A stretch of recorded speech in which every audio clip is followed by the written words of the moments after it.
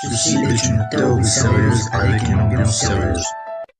Salut tout le monde, aujourd'hui je vous expliquerai tout ce qu'il y a à savoir sur le monde de One Piece, et ceci juste après l'intro.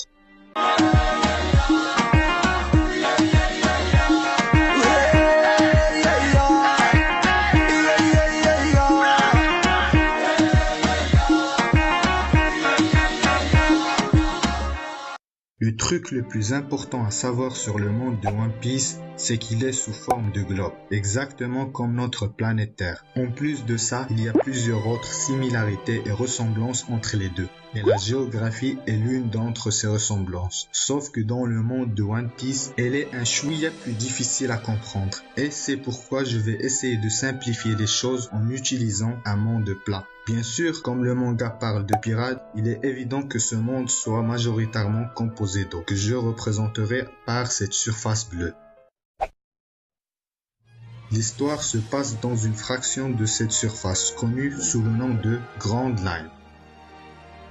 Grand Line est une mer très puissante et dangereuse qui coupe le globe en deux, qui contient des centaines d'îles plus imprévisibles et dangereuses les unes que les autres, quand il s'agit de météo bien sûr. Ceci est dû à des ondes magnétiques spéciales qui émanent de ces îles. Les méthodes de navigation classiques sont à jeter à la poubelle. Elles ne marchent pas sur Grand Line à cause des champs magnétiques, et donc on utilisera le logpost, un objet qui capte le champ magnétique d'une seule île et pointe dans sa direction. Et c'est à l'utilisateur de naviguer vers cette île. Pour aller vers une île spécifique se situant sur Grand Line, il faut que tu aies en ta possession l'Eternal Post correspondant. Et ce log permanent repère le champ magnétique de cette île et pointera toujours vers elle. Sur Grand Line, on peut classer les îles en 4 types selon les saisons automne, hiver, printemps et été. D'ailleurs, je ne me souviens pas avoir vu une île correspondant à l'automne dans l'heure. Si c'est le cas, dites-le moi en commentaire. Malgré le fait que la météo soit imprévisible sur Grand Line, ces îles sont capables de garder leur climat inchangé durant toute l'année. Et on peut aussi naviguer d'une île vers une autre sans passer par la saison qui est au milieu. Par exemple, passer d'une île estivale vers une hivernale, sans passer par une île printanière. Bien sûr, il y a des exceptions, où l'île n'appartient à aucun de ces 4 types, comme Little Garden qui est une île où les dinosaures ne se sont pas éteints. Ceci est dû à sa capacité à maintenir un climat extrême semblable à celui de la préhistoire. Il y a aussi d'autres exceptions, comme l'île où il pleut de la foudre ou encore Enies Lobby.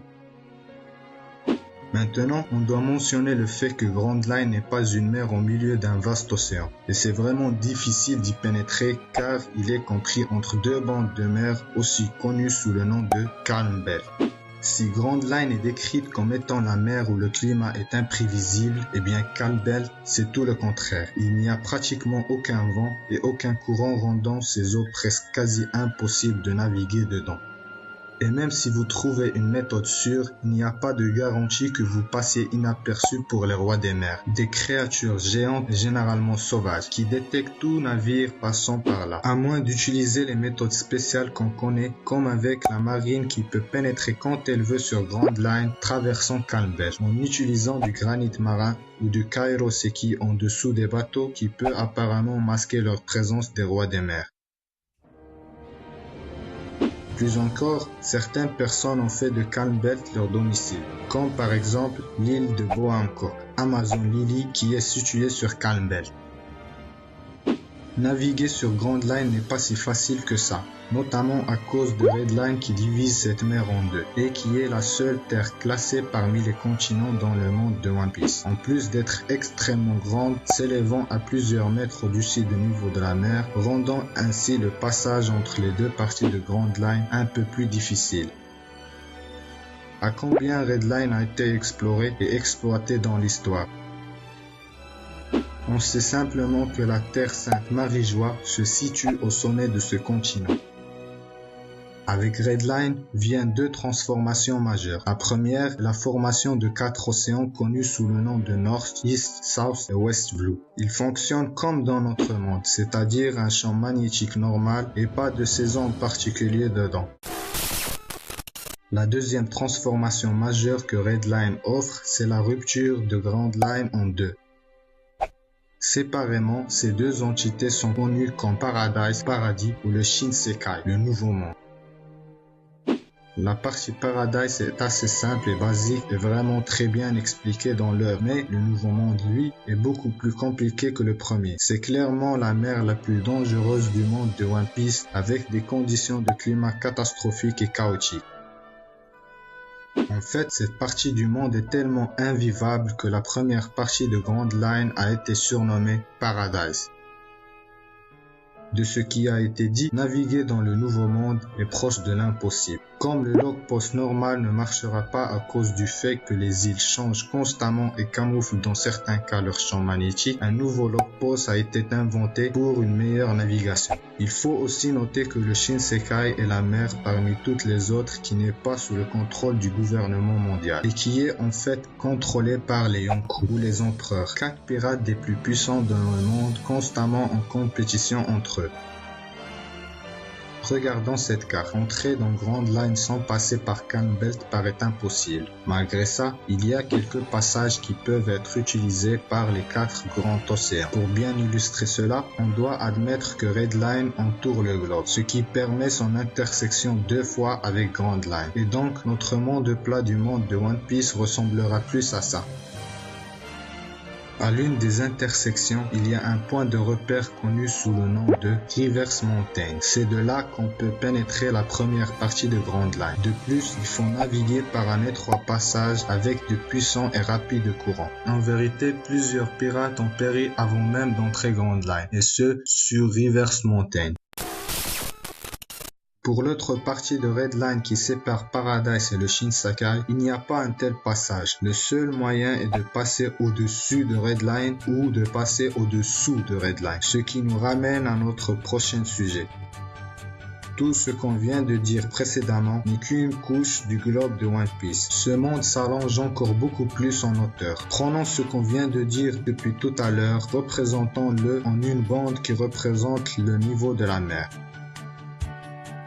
À environ 7000 mètres au-dessus du niveau de la mer, c'est une zone connue comme le monde caché de la mer. Cette partie du monde est tellement sombre que la lumière ne peut pas y pénétrer. Et c'est apparemment là que des créatures extraordinaires ont élu domicile. Mais il n'y a pas de signe de vie intelligente là-dedans. C'est plus une zone à traverser pour atteindre la suivante, qui est connue sous le nom des fonds marins. Cette couche se situe à plus de 10 000 mètres de profondeur et c'est ici qu'il y a une forme de vie intelligente, parfaitement organisée sous forme de village ou carrément sous forme d'île. La plus remarquable, l'île des hommes poissons qui se situe directement sous Red Line et qui est majoritairement utilisée comme passerelle vers le Nouveau Monde. C'est la distance maximale qu'on peut atteindre en descendant, sauf qu'on n'a pas encore exploré ce monde en se dirigeant vers le haut.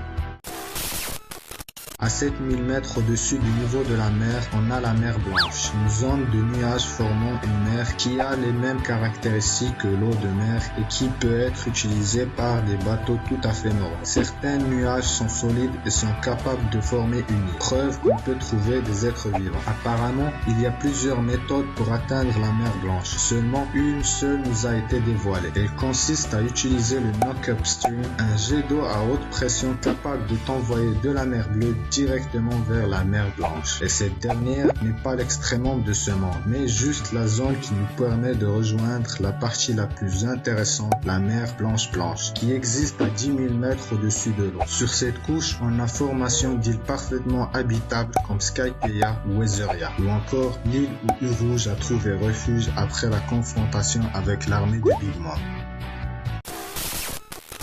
Le passage de la mer Blanche à la mer Blanche sont uniques et propres à chaque île céleste. Par exemple, pour atteindre Skypiea, on peut passer le Heaven's Gate et prendre Milky Road, mais on ne pourra pas voyager de Skypiea vers une autre île dans la mer Blanche. Pour cela, vous devez retourner vers la mer Blanche ou encore vers la mer Bleue et trouver un autre moyen pour y parvenir. Donc, avec tout ce qu'on vient de dire, on prend le tout pour former une balle. Et c'est ça le monde de One Piece. Et quelque part par ici se trouve la légendaire île Raftel. Et le One Piece lui-même est là à attendre qu'on le trouve. On peut aussi rajouter qu'il y a d'autres couches qui existent dans l'espace, comme ce qu'on sait avec NR, donnant ainsi naissance à plusieurs théories sur YouTube. Sur ce, c'était Vegeta qui vous expliquait tout ce qu'il y a à savoir sur le monde de One Piece. Si ça t'a plu, lâche le pouce bleu et abonne-toi. Abonne-toi mon frère. Abonne-toi. Abonne-toi. Ouais, laisse-les tranquilles. Abonne-toi et deviens mon Nakama. Merci d'avoir poursuivi la vidéo jusqu'ici et allez hop, je dégage.